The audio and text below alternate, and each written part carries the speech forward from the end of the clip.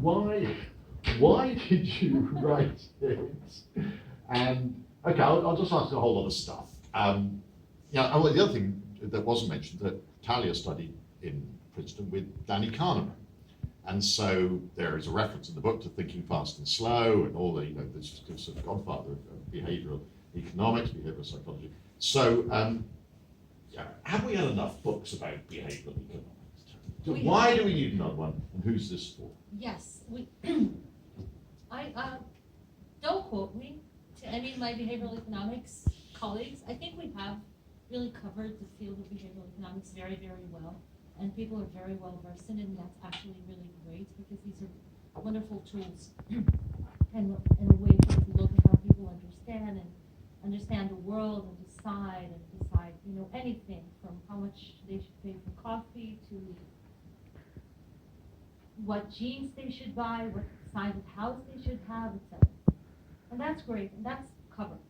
What we have less information on and fewer books on are how do people decide about things that relate to their health.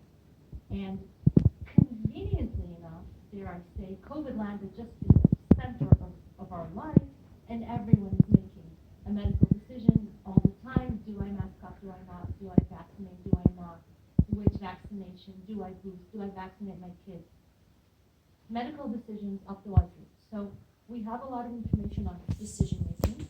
We have a lot of medical decisions. Now let's marry the two, and that's what I try to do. I basically try to say, we know so much about behavioral economics and consumerism and how to be a great consumer, but then I think it's a little bit different when what you're buying is something that relates to your health rather than to your fashion sense.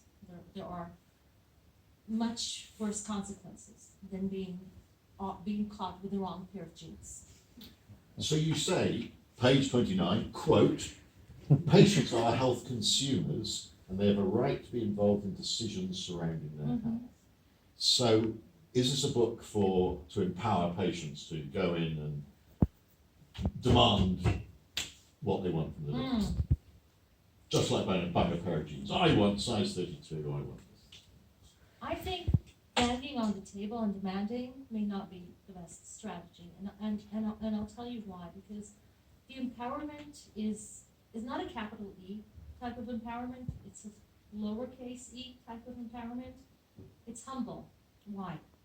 Because there are many tools that I try to give people when we, because I'm not above this in any way at all. I make every possible mistake, and I'm as fallible as everybody, and everybody is fallible, and that's really the beauty of it. So to empower is an aspiration, and it's going to be fulfilled to a degree. Why? Because there are many tools we need and we deserve when we have a medical encounter, even when we're reading something about medicine that we don't fully understand, we deserve to be empowered. And we need tools, and that's great.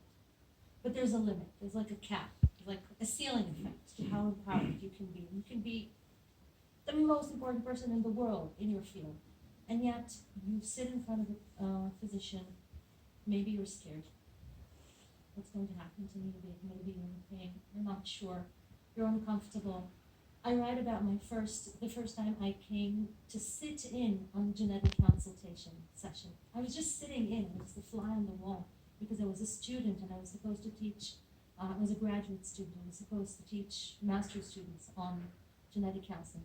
And just to walk from the parking lot, to find parking, to go into the hospital, I leave my house, I'm a graduate student, I'm so full of myself. By the time I find parking, I walk to the hospital, I roam the corridors, I pass dangerous radiation signs. I'm like, what the heck is the genetic counseling unit? It's like 35 minutes have passed and I've diminished considerably in my size at the time I opened the door, and I'm not even sick. So there are limitations to our empowerment. And that is not to say that we shouldn't be as powered up as we can, but it is also to say there will be limits to that, and we need all the help we can get, and we should be getting help.